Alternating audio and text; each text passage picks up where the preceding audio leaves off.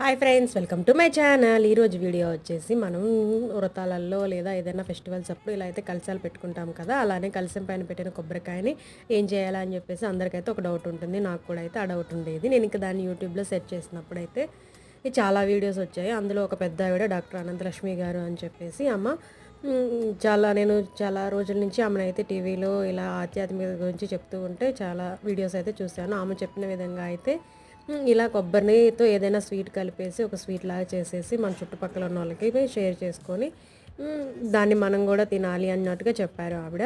So నేను అలాగే చేద్దాము అనేసి అయితే అనుకొని ఇంక అందులో అయితే కొబ్బరిని మొత్తాన్ని కొట్టేసేసి దానికి వెనక ఉన్న బ్రౌన్ పార్ట్ మొత్తాన్ని రిమూవ్ చేసేసి ఇలా ఒక కప్పు కొబ్బరికి ఒక హాఫ్ కప్పు షుగర్ అండ్ అలాగే హాఫ్ కప్పు మిల్క్ యాడ్ చేసేసి బాగా మెత్తగా మిక్సీ పట్టేసేసి ఇలా బాల్స్ లాగా అయితే చేసేసి కొబ్బరి ఉండల్లా చేసేసాను.